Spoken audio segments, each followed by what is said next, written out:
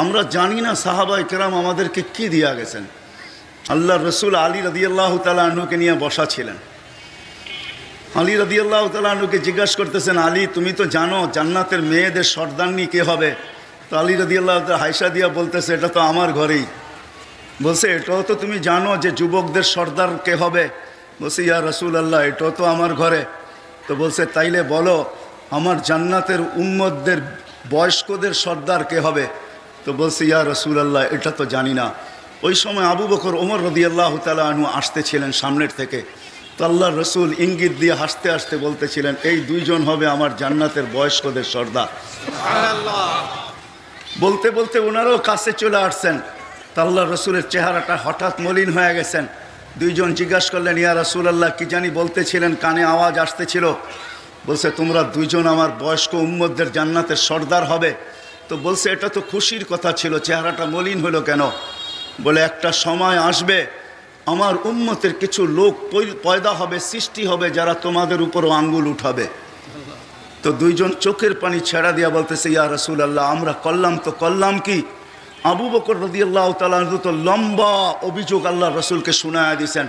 ইয়া রাসূলুল্লাহ 13টা দোকান তো ছিল, সবই তো আপনার জন্য আপনার উম্মতের জন্য বিলীন করে দিলাম। সালার চটকি আমার গায়ে ওঠে নাই, আপনার উম্মত আমাদের উপরে আঙ্গুল উঠাবে তো উঠাবে কেন? তো আল্লাহ রসুলকে দুইজন জিজ্ঞাসা করছে, ইয়া রাসূলুল্লাহ আমাদেরকে কেউ ভালোবাসবে? তো বলছে, হ্যাঁ অবশ্যই আমার উম্মতের অনেক লোকই তোমাদেরকে ভালোবাসবে, কিন্তু আমি তোমাদের কাছে বলতে চাই তোমরা আমার ওই উম্মতদেরকে কি দিবে যারা তোমাদেরকে ভালোবাসবে? তো আবু বকর সিদ্দিক রাদিয়াল্লাহু তাআলা আনহু আগে বলছেন যে আমি আমার নেকির 4 আনা দিয়া দিব। সুবহানাল্লাহ। ওমর রাদিয়াল্লাহু তাআলা আনহুকে জিজ্ঞাসা করছে, ওমর তুমি কতটুকু দিবে? বলছে, কখনো তো ওনার আগে যাওয়া যায় নাই, আর যাইতে চেষ্টাও করি না, বহুতবার চেষ্টা করছি কিন্তু পিছিয়ে রয়ে গেছি, আজকে সাথে সাথেই থাকতে চাই, আমিও 4 আনা দিব। তো আল্লাহ রসুল বলতেছে, মুখে বললে হবে না, লিখিত দিতে হবে। তো দুইজনে লিখতে ছিলেন, জিবরিল আলাইহিস সালাম চলে আসছে, আল্লাহ রসুলকে সালাম দিছেন। আল্লাহ রসুল জিজ্ঞাসা করছেন, এই মুহূর্তে আপনি? বলে, আল্লাহ কাগজ নিয়ে যেতে বলছেন, কিয়ামতের দিন আপনার উম্মতের পক্ষে আল্লাহ এটাকে ব্যবহার করবেন, প্রতিফলিত করবেন, বাস্তবায়ন করবেন। কিন্তু বলছে আপনাকে সাক্ষী হিসাবে সিগনেচার দিয়া দিতে।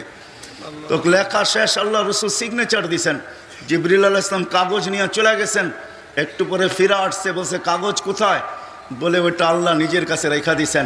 আপনি সাক্ষী দেওয়ার পরে আল্লাহ নিজেও সাক্ষী হয়েছেন, আমাদেরকেও সাক্ষী বানাইছেন। এখন চলেন 4 আনা কতটুকু এটা দেখাই। আম্মা জান আয়েশা রাদিয়াল্লাহু তাআলা আনহাকে নিয়ে আল্লাহর রসুল চাঁদনি রাত্রে, 14 তারিখের রাত্রে, আমাদের দেশে তো এখন আর আকাশের তারা দেখা যায় না, আলহামদুলিল্লাহ সারা দেশেই বিদ্যুতের অধীনে চলে আসছে, বিদায় সব জায়গায় লাইটিংয়ের কারণে আকাশের তারা এখন আর গ্রামেও দেখা যায় না, ঠিক না? কি বলেন হুজুররা, সত্য তো? গ্রামেও দেখা যায় না, কিন্তু একসময় আমরা দেখতাম গ্রামে তারা। আবার ছেলেরা জিজ্ঞাসাও করতো, অনেক রকমের প্রবাদ বাক্য ছিল, কে গুনতে পারে, ঠিক না? ওইদিকে আর যেতে চাইতেছি না। আম্মা জান জিজ্ঞাসা করছে, আকাশের তারা সমান নেকি কারো হবে? আল্লাহ রসুল বলে, হবে একজনের। বলছে, সে কে? বলছে, সে ওমর। তো আম্মা জানের চেহারাটা শুনতে দেরি, মলিন হইতে দেরি হয় নাই। তো আল্লাহ রসুল তো আম্মা জানের মেজাজ বুঝতেন, অভ্যাস বুঝতেন। তো আল্লাহ রসুল জিজ্ঞাসা করছে, আয়েশা চেহারা মলিন হলো কেন? তোমার আব্বার নাম নেই না এই জন্য? তো আম্মা জান বলতেছে, বুঝেন তো, তারপরে খোঁচা দেন কেন? তো আল্লাহ রসুল বলতেছে, শোনো, নবী রসুল ব্যতীত সারা জগতের মানুষ মিলা তোমার বাবার নেকির মোকাবেলা করতে পারবে না। চলেন এখন আপনাদের বিজ্ঞান দিয়া বুঝাই 4 আনা কতটুকু। বর্তমান বিজ্ঞান বলে আকাশের তারা যদি 750 কোটি মানুষ গুনতে বসে, তাইলে 200 কোটি বৎসর লাগবে।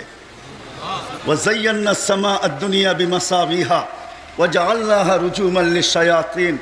আমরাই যদি একটা বিল্ডিংকে বিয়েতে এত সুন্দর করে সাজাইতে পারি, এত হাজার হাজার লক্ষ লক্ষ ছোট ছোট বাল্ব দিয়া, কালারিং দিয়া যদি সাজাইতে পারি, তো এই বিশাল আকাশ, লা ইয়ালামু তাওলুহা আরদুহা ইল্লাহু, যেটা লম্বা পাশ আল্লাহ ব্যতীত কেউ জানে না, ওয়ালা নবিয়্যুম মুরসাল, কোনো নবীও জানে না, ওয়ালা মালাকুন মুকাররব, কোনো নিকটতম ফেরেশতাও জানে না। তো 750 কোটি মানুষ যদি গুনতে বসে, তাইলে 200 কোটি বৎসর লাগবে। 4 আনা কত হলো? 750 কোটি মানুষ যদি গুনতে বসে, তাইলে 50 কোটি বৎসর লাগবে ওই 4 আনা গন্তে যেটা আমাদেরকে দেয়া গেছে। এই জন্য বড় দৃঢ়তার সাথে আমি বলতে পারি যে আমাদের যাওয়ার তো একটা ব্যবস্থা আশা করি হয়েই আছে, আলহামদুলিল্লাহ, আশা করি একটা ব্যবস্থা হয়েই আছে। ওনার 4 আনা গন্তেই যদি 750 কোটি মানুষের 50 কোটি বৎসর লাগে, তো আবু বকর সিদ্দিক রাদিয়াল্লাহু তাআলা আনহুর 4 আনা তো ওনার ডাবল হবেই হবে। তাইলে তো 150 কোটির বৎসর লাগবে 750 কোটি মানুষের গন্তে।